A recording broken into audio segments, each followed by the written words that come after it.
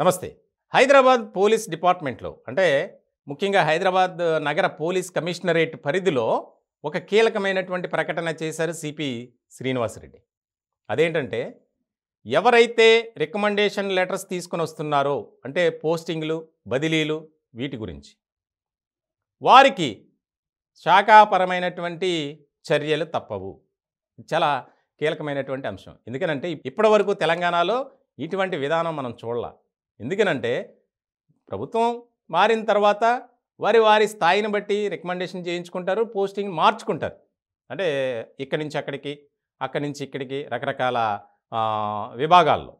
ఇలాంటి సందర్భంలో ఇటీవల కాలంలో సిపిగా శ్రీనివాసరెడ్డి గారు బాధ్యతలు స్వీకరించిన తర్వాత కార్యాలయానికి వందల సంఖ్యలో అప్లికేషన్స్ వస్తున్నాయి. అంటే రికమెండేషన్ లెటర్స్. ఇక్కడి నుంచి ఇక్కడికి వెళ్ళాలనుకుంటున్నాను, నన్ను బదిలీ చేయండి, నాకు పోస్టింగ్ పలానా విభాగంలో ఇవ్వండి అని చెప్పి. దీని మీద సీరియస్గా ఫోకస్ పెట్టారు సీఎం రేవంత్ రెడ్డి. చాలా క్లియర్ కట్గా చెప్పినటువంటి నేపథ్యంలో సిపి బహిరంగంగా కామెంట్ చేసినటువంటి పరిస్థితి. ఇది చాలా కీలకమైనటువంటి పరిణామం. ఇప్పటివరకు బహుశా దేశంలో ఏ రాష్ట్రంలో కూడా ఈ విధానం ఉండదు. ఎందుకనంటే రికమెండేషన్ లెటర్స్ తీసుకుని వస్తే వారికి శాఖాపరమైనటువంటి చర్యలు తప్పవు అని బహుశా ఎవరు చేసి ఉండరు. చేయటమే కాదు, ఏసీఆర్ అని ఒకటి ఉంటుంది ప్రతి గవర్నమెంట్ ఎంప్లాయీకి. అంటే యాన్యువల్ కాన్ఫిడెన్షియల్ రిపోర్ట్. ఆ రిపోర్ట్లో ఒక్కసారి మెన్షన్ అయితే ఇక ప్రమోషన్స్ విషయంలో కానీ, ఇంక్రిమెంట్ విషయంలో కానీ మీకు అన్యాయమే.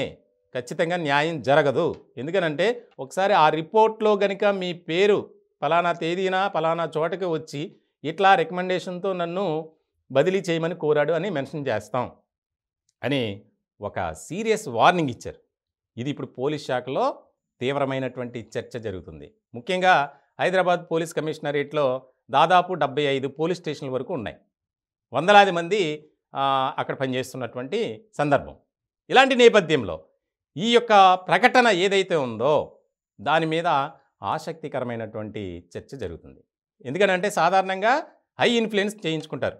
అంటే మంత్రులుగా ఉన్నటువంటి వారి దగ్గరికి కానీ లేదా పోలీస్ శాఖలోనే ఇంపార్టెంట్ పర్సన్స్ దగ్గరికి వెళ్ళి వారు ఒక లెటర్ ఇచ్చి ఆ లెటర్ని పట్టుకుని వెళ్ళి అక్కడి నుంచి ఇక్కడికి ప్లేస్మెంట్ అనేది మారుతుంది.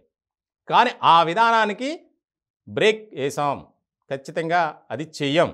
అలా వచ్చిన వారికి ఏసీఆర్లో రిపోర్ట్ చేస్తాం, తస్మాత్ జాగ్రత్త అని సిపి శ్రీనివాసరెడ్డి ఒక రకమైనటువంటి ఆదేశాలు ఇవ్వటమే కాదు, హెచ్చరికలు కూడా చేశారు.